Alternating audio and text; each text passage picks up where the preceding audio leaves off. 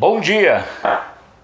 Terça-feira, dia 18 de fevereiro. Estamos começando na Hora do Café. Muito obrigado para você que nos acompanha, para você que assiste em tempo real, que você que assiste a estreia e para você que usa essas informações ao longo do seu dia.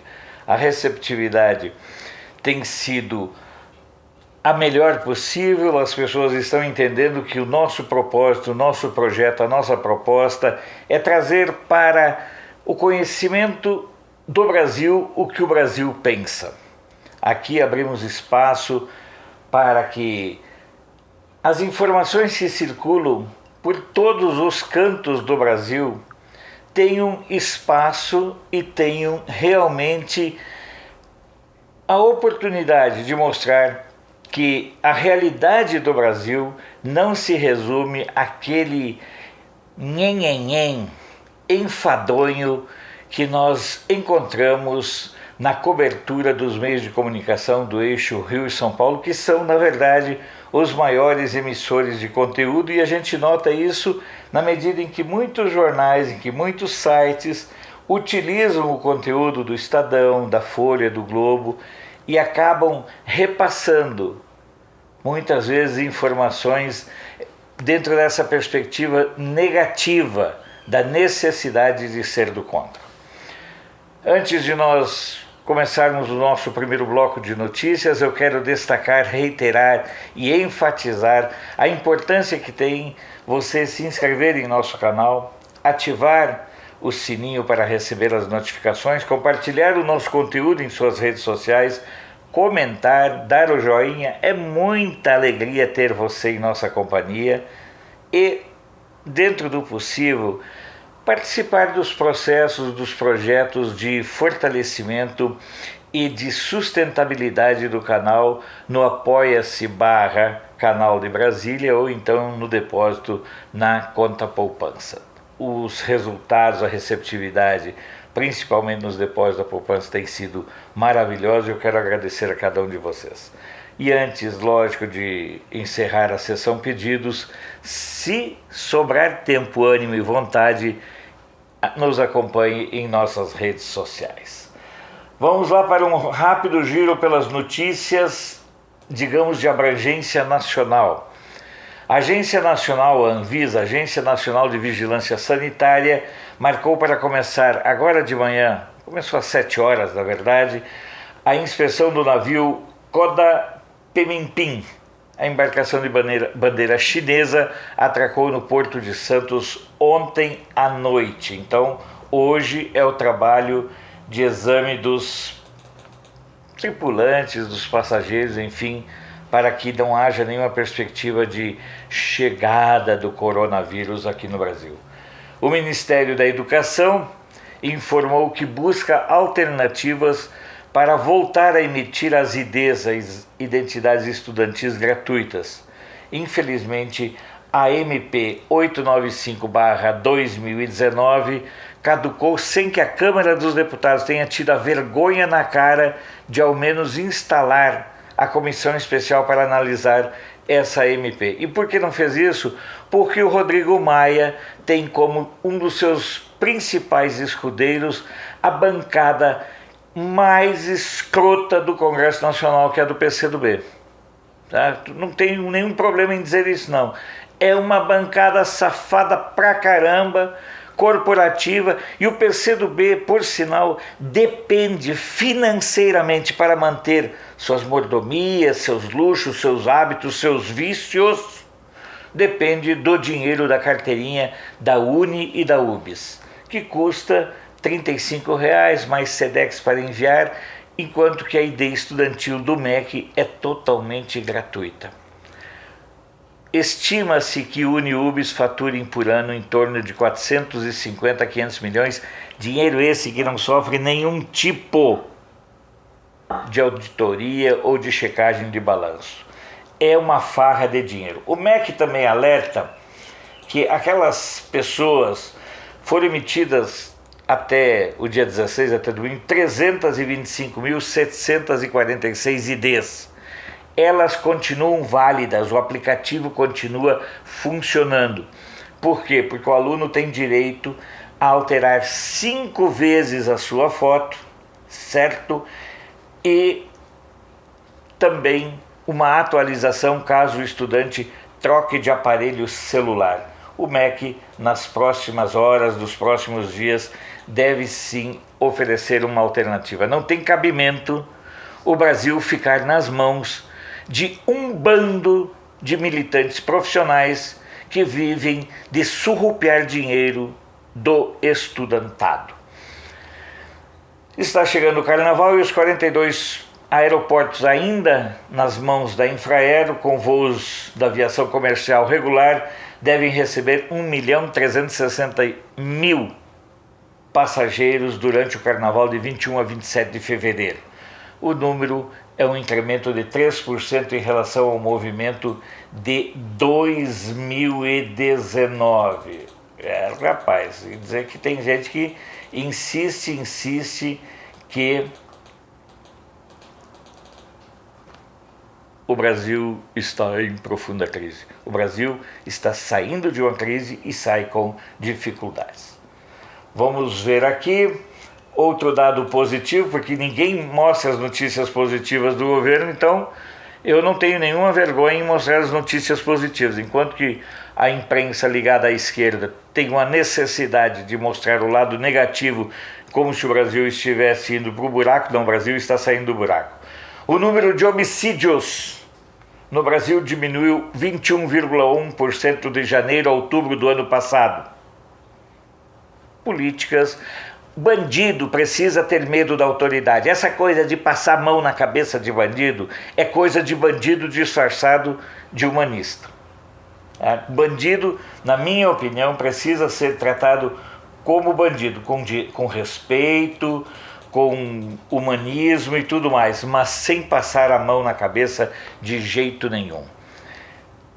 O ministro da Educação, Abraham Weintraub, participou ontem, lá em São Paulo, da entrega de 120 ônibus escolares para 116 municípios paulistas. Esses ônibus atenderão basicamente a zona rural desses 115 municípios. O programa Caminho da Escola, os veículos têm capacidade para transportar até 44 passageiros em cada viagem, estrutura adaptada, adequada, justa, correta, perfeita para atender alunos com deficiência e mobilidade reduzida. O valor desse investimento totaliza 27 milhões. Para começar a nossa manhã, para partirmos das notícias para o primeiro comentário, eu vou confessar para vocês que eu entrevisto vários deputados. Nem tantos quanto eu queria, mas bem mais do que muitas vezes a gente gostaria. Vou tomar um cafezinho aqui. Eu vou pegar isso aqui, porque esse trem aqui esquenta, isso é prata. Então isso esquenta que é uma barbaridade. E nos últimos dias eu tinha queimado meus dedos, então peguei esse protetorzinho.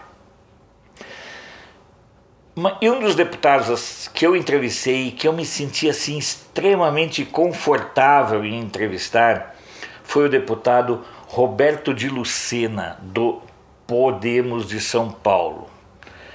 Tranquilo, conversando, bem informado sobre os assuntos, porque uma das minhas paixões é o turismo. Nós, inclusive, temos uma revista chamada Leitura de Bordo. A entrevista foi muito interessante. Agora, o deputado está lutando para que o projeto de lei 8286 de 2017 ande. O que propõe esse projeto de lei? O fim do fundo partidário com recursos públicos. Os recursos, o tal do fundo partidário é uma excrescência que serve para alimentar a indústria dos partidos no Brasil. Ontem, conversando com o Ronaldo Nóbrega, do site Justiça em Foco, ele me falou que existem mais de 50 partidos tentando ser montados. É uma indústria, é uma fábrica, sabe? É uma picaretagem, é um dos grandes negócios do Brasil. Qual é o problema do fundo partidário com recursos públicos? Eu, por exemplo, não daria um vintém de contribuição para o PCdoB, para o PSOL, para o PSTU, para o PT, para o PSB, para o PSDB, para outros partidos. No entanto, como o fundo partidário é feito, é surrupiado, é dinheiro que é roubado do Caixa da União, é tirado dos recursos que a sociedade contribui através de impostos, o meu dinheiro acaba indo também para financiar, por exemplo, a viagem do Lula, as farras do Boulos, as pamonhas do Orlando Silva, enfim, a vida de luxo da Manuela Dávila. Esse pessoal vive do fundo partidário. Teve um partido que comprou helicópteros para se movimentar. Então, é preciso terminar com essa excrescência chamada fundo partidário. Nada justifica que mantenhamos um fundo partidário com recursos públicos. Ora, se os filiados do PT, que o PT sempre se vangloriou de ter 3, 4 milhões de filiados, o MDB é a mesma coisa, a Aliança pelo Brasil está se montando, se mobilizando, enfim, se os partidos políticos querem dinheiro, peçam para seus filiados. Não cabe a nós, sociedade, pagar para quem vai nos roubar em muitos casos. Qual é a lógica do fundo partidário feito com recursos públicos sem nenhum tipo de prestação de contas auditada por TCU e Companhia Limitada? O fundo partidário, ele só não é mais escroto, ele só não é mais safado, ele só não é mais imoral do que o fundo eleitoral. Que essa foi uma coisinha que o PT e o Rodrigo Maia e a Corja ali criaram para salvar o PT na eleição de 2018, quando o PT não estava mais podendo sacar os cofres dos fundos de pensão, das empresas públicas, das estatais e dos ministérios. Portanto, todo o apoio ao projeto 8286, de autoria do deputado federal Roberto de Lucena, que sofreu pressão do seu antigo partido, o PV, e sofre hoje do Podemos. Eles não querem que esse projeto ande, mas é preciso que a gente faça formas de apoio ao deputado Roberto Lucena. Eu quero agradecer muito ao meu amigo Ronaldo Nóbrega, ele que é do site Justiça em Foco, onde essa notícia foi veiculada. Essa é outra questão. Esse tipo de notícia você não acha, certo, em todo lugar. Como diz o Luceno, o fundo eleitoral com as regras atuais é injusto, desrespeitoso e equivocado, um verdadeiro atentado à democracia. Afinal, esse fundo garante mais dinheiro aos maiores partidos, desequilibrando também o jogo.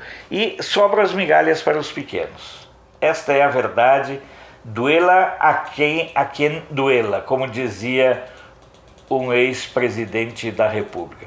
Vamos dar uma passada pelo Brasil? Vamos fazer um giro pelo Brasil? Vamos ver o que é notícia no Brasil, não o que é notícia apenas no site do Rio e São Paulo? Antes, tome um cafezinho e vamos às notícias. Aqui ó, também cobraram, olha, você precisa ter um docinho ali, tá aqui ó. Tem um docinho, mas isso eu vou comer, um doce de leite, tá certo? Vamos embora? Correio do Povo de Porto Alegre. Estiagem e chuva irregulares baixam o nível do Guaíba. Se você ainda não sabe, o Guaíba não é um rio, certo? Na verdade, o Guaíba, dentro do conceito de geografia, ele é um estuário, ou seja, onde desaguam vários outros rios. Portanto, quando você ouvir falar de Rio Guaíba, é uma imagem poética e realmente é um dos mais belos pôr do sol que existe em todo o mundo, e eu já conheci alguns muito, muito, muito bonitos. Jornal do Comércio. Estado decide sobre status sanitário nos próximos dias. O Rio Grande do Sul luta para ser considerado área livre de aftosa. Isso facilita o comércio internacional de carnes, que é um dos produtos de exportação lá do Rio Grande do Sul, de uma economia cada vez mais complicada e delicada. O Rio Grande do Sul enfrenta uma situação administrativa em termos de servidores públicos complicada, porque ele tem mais aposentados do que servidores nativos. Foram sendo concedidos privilégios, benefícios, vantagens, redução do tempo de serviço, contagem do tempo que está olhando para a Lua como tempo de serviço, e acabou gerando uma situação que realmente precisa de uma reforma administrativa.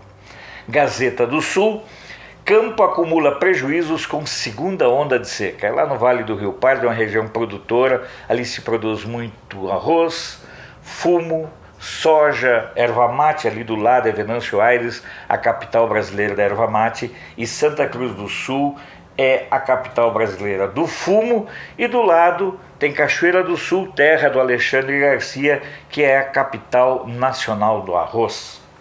Jornal NH: o que pode mudar na Previdência do servidor municipal. O impacto da reforma da Previdência aprovada no Congresso Nacional, desidratada, mantendo uma série de inconcebíveis privilégios, tudo bem, mas já foi um avanço. Daqui a 5 a 8 anos vamos ter que discutir outra reforma da Previdência. Esse é o drama. Mas lá o jornal NH, ele trata exatamente do que vai alterar nas regras dos servidores municipais. Notícia do dia lá de Florianópolis, o jornal que é comandado pelo meu amigo jornalista Luiz Meneguin. Novo modelo de educação é colocado em prática em Santa Catarina. Subindo um pouco, chegamos ao Paraná. Folha de Londrina: se vocês acham que os trâmites no Congresso Nacional são demorados, escuta essa notícia. Após 14 meses de discussão, debate, idas e vindas, plano diretor é aprovado pela Comissão de Justiça da Câmara de Londrina. Não foi pelo plenário, foi só na Comissão de Justiça. 14 meses para aprovar um plano diretor na Comissão de Justiça. Você imagina o que teve de troca de interesses. Diário de Campos: Foz do Iguaçu será conexão para voos internacionais partindo de Ponta Grossa. Ali são regiões turísticas. Eu já falei que o parque lá de Vila Velha, em Ponta Grossa, é muito bonito. Agora Paraná: Itaipu Binacional entra firme na luta contra a epidemia de dengue na fronteira.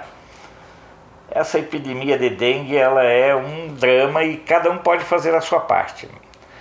Jornal do Comércio do Recife: com a ameaça de greve no Carnaval, o governo de Pernambuco receberá policiais.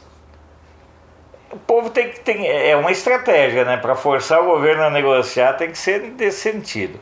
O Fluminense de Niterói: Maricá atrai investidores e projeta mais crescimento. Aquilo que eu falei, nós estamos efetivamente saindo do buraco. E sair do buraco não é fácil. Bah, chega até a faltar a voz. Quando falta a voz, a gente toma uma água e continua aqui. Indo agora para a Tribuna de Vitória. Levar caixa de som para carnaval vai render multa de até 8 mil ao folião. O pessoal gosta de ir para a praia, né, levando aquelas caixas de som, mas lá nas praias de Vitória, nos eventos de Vitória, vão ser proibidos. É uma zoeira na beira da praia. Meu amigo Roberto Carvalho gosta muito de praia, eu não gosto não. Por causa desse negócio, você vai para a praia para se estressar com uma barulheira infernal, daí não dá, né? Folha de Vitória: Prefeitura de Vila Velha começa a emitir licenças para a construção de novos quiosques de Itaparica. A região de Itabuna, na Bahia: hoje é o último dia para a biometria. Eu vou colocar o óculos para ler alguns detalhes importantes dessa notícia. Eleitores de 242 municípios baianos têm até hoje para fazer o recadastramento biométrico. De acordo com o TRE da Bahia, dos 417 municípios, 175 já concluíram a revisão biométrica, o que corresponde a 66% do total. À tarde de Salvador, Redditor compra 80% do Hospital Aliança por 800 milhões. A Rede D'Or está se tornando a grande rede hospitalar do Brasil. Vai acabar dominando totalmente. Mas depois começa a surgir de novo pequenos hospitais, porque também ficar na mão de um só hospital, de uma só rede, é bastante complicado. Seguimos ainda com jornais lá da Bahia. Tribuna da Bahia. Número de casos suspeitos de coronavírus no Brasil continua em 3, 2 em São Paulo, 1 no Rio Grande do Sul. Tripulantes da FAB, uma boa notícia, tripulantes da FAB, do voo da FAB até Wuhan, podem deixar quarentena mais cedo. É preciso aqui reconhecer mais uma vez a excelência dos protocolos de atenção que foram adotados pelo pessoal que foi até a China. Alguns queriam que o Brasil enchesse as aeronaves de pessoas de lá para atender republiquetas esquerdistas aqui da América Latina. Mas há protocolos de saúde que devem ser respeitados. Cruzeiro do Sul de Sorocaba. Sorocaba tem por dia 5 novos casos de dengue. Diário do Nordeste de Fortaleza, produtores otimistas com safra deste ano no Ceará. Há uma expectativa de chuvas acima da média, o que sempre ajuda. O Povo de Fortaleza, reajuste dos PMs. Juíza acata ação do Ministério Público contra entidades por ameaça de greve e fixa multa de 500 mil por dia. Mídia Mix de Campo Grande. Estudantes publicam artigo em revista científica internacional. A contribuição de uma planta típica do Cerrado, a cagaita, para retardar a oxidação do biodiesel foi tema central de uma pesquisa desenvolvida no campus Nova Andradina do Instituto Federal do Mato Grosso do Sul, e esse material foi publicado lá fora. O estado do Maranhão, Capitania dos Portos intensificará a fiscalização em terminais no Carnaval. Para quem não sabe, não lembra, São Luís tem ali uma fronteira de água muito grande, inclusive para você chegar em Alcântara e do outro lado você precisa usar travessias, né? Você precisa usar buquebus, lanchas e tudo mais. E a fiscalização será nos terminais Ponta da Espera e Cajupe, além do cais da Praia Grande. O estado de Minas, máquinas nas ruas. Prefeitura de Belo Horizonte começa a recuperação de 221 pontos devastados pela chuva na capital mineira. Tribuna de Minas, lá de Juiz de Fora, acesso alternativo da MG 133 deverá ser liberado nesta terça-feira. Folha da Manhã de Passos, audiência debaterá concessão. A Prefeitura e o Banco de Desenvolvimento de Minas Gerais promovem hoje audiência pública para debater a minuta do edital de concessão onerosa dos pontos turísticos de Poços de Caldas. É a saída, transfere para a iniciativa privada e deixa o Estado só cuidando das coisas essenciais. Chegando ao Triângulo Mineiro, nós estamos com o Jornal Diário de Uberlândia. Vereador com 736 votos é eleito presidente da Câmara de Uberlândia. Lá está um caos. Esse que foi eleito, ele é o terceiro suplente. E essa eleição não quer dizer que ainda valeu, porque a Procuradoria da Câmara está tentando de todas as formas caçar essa eleição de ontem. Jornal de Uberaba, a associação analisa reativar transporte de passageiros em ferrovia. Confesso para vocês que eu nunca entendi por que no Brasil não existem trens de passageiro. Não me perguntem por quê, porque foge do meu conhecimento. Das redes sociais, Jornal da Cidade Online, olha aí, Vaticano desmente sites esquerdistas especializados em fake news. Esse também é o motivo do meu comentário de ontem, publicado ontem no canal de Brasília, que você pode acompanhar, que fala exatamente desse salvo-conduto que os sites de esquerda têm para disseminar mentiras e discurso de ódio. Mas isso a CPMI da fake news nem se preocupa em abordar. Pelo contrário, eles estavam pensando em convidar alguns desses sites para que eles se posicionassem e dissessem o que é mentira e o que é verdade. Imagina, é mais ou menos como deixar o Fernandinho Beiramar tomando conta dos presídios federais. Justiça em Foco, por que não existem cassinos no Brasil? Se você tem interesse nesse assunto, procure justiçaemfoco.com.br, um site aqui de Brasília, show de bola. Uma passada em agências, sites e jornais pelo mundo. Eu venho alertando faz tempo. Vocês que acham que lá no Uruguai está tudo calmo, se prepare, porque agora vai ter todo tipo de problema.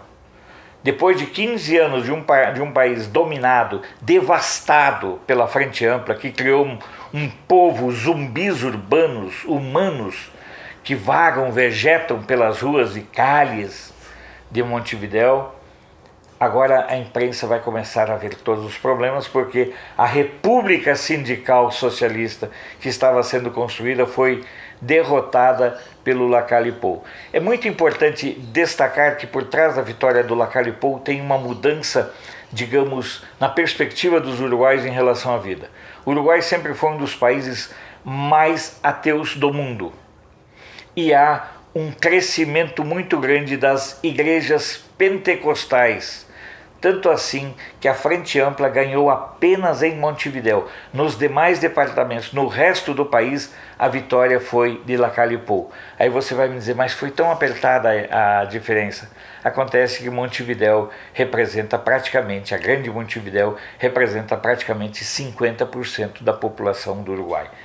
Então vamos lá, o país de Montevidéu, governo eleito já desagrada aos sindicatos da educação. Prepare-se que vem chumbo grosso aí.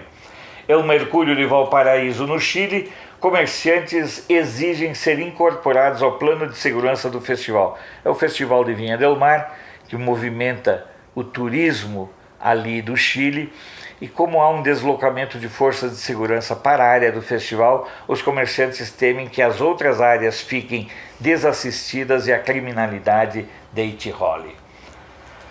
Vamos para a Deutsche Welle. Documento revela novas evidências da perseguição a uigures na China. Lista com detalhes sobre detidos revela sistema de monitoramento e espionagem que abrange famílias inteiras. Prisões são justificadas por uso de barba, véu islâmico ou violação da política de natalidade. Rapaz, tem gente que adora a China, né? Principalmente quem nunca viveu lá. Rádio France Internacional. Ataque em igreja protestante mata 24 pessoas em Burkina Faso. Era a hora do culto no domingo quando um grupo terrorista invadiu a vila de Panzi, na província de Yaga, no nordeste de Burkina Faso, matando 24 pessoas, inclusive o pastor. Sputnik News, Paraguai declara emergência diante da epidemia de dengue. Você não ouve falar da América Latina nos jornais brasileiros. Isso é uma das questões que eu não consigo entender. BBC, olha aí, eu publiquei essa manchete porque eu achei ela tão ridícula que precisa ser publicada. Luto para que Hulk e Lula estejam juntos ao menos no segundo turno, afirma Fábio Dinossauro sobre 2022. O Fábio é do PCdoB, né? Do Dino, lá, o governador de Pernambuco, do Maranhão. Não consegue cuidar nem do Maranhão e quer dar pitaco na política nacional. Mas você vê como esse povo tem uma facilidade de acesso, porque pagam para ter acesso, né? Contratam agências de assessoria de imprensa em São Paulo e em outros lugares para que os seus pontos de vista, mesmo que sejam insignificantes, acabem repercutindo. A Lusa, Covid-19. Covid, eu já falei, é a forma como a OMS trata agora o coronavírus. Então sobe para 1.868 o número de mortos na China continental, que reconhece mais 1.886 infectados. Agora aquela notícia que todo mundo já suspeitava. Xi Jinping sabia do coronavírus desde janeiro, mas não fez alerta. Ou seja, o manda-chuva da China, que é amiguinho de algumas pessoas, ele já sabia do vírus desde janeiro. é o grande dilema das ditaduras esquerdistas. Elas omitem informações fundamentais do seu povo e de outros povos. O Financial Times, eu ainda vou aprender a soletrar corretamente, destaca: Merkel é pressionada a antecipar renúncia para aliviar a crise da CDU. A CDU é uma aliança partidária, porque lá na Alemanha existem partidos regionais, então eles vão formando para formar, digamos assim, frentes de atuação. É como se o MDB fosse forte em uma cidade, o PSDB em outra, o PT em outra, e eles formassem um grupo e governo. É mais ou menos o que acontecia aqui quando roubavam pra caramba nos governos do FHC, do Lula, da Dilma e do Temer. Bom, a CDU surgiu como um partido, como um agrupamento político de centro-direita e está chegando ao final do seu mandato como um partido, como um agrupamento com viés claramente centro-esquerda dos chamados socialistas fabianos. La Vanguardia, de Barcelona. HSBC cortará 35 mil empregos em todo o mundo. O banco teve queda em sua margem de lucro, então vai acontecer. O País de Madrid, que é o último do nosso giro, casas de aposta que não instalaram mecanismos de vigilância de acesso serão autuadas a partir de hoje em Madrid, principalmente para barrar a entrada de menores e de pessoas que fazem parte de uma lista de proibidos de jogar por causarem tumultos.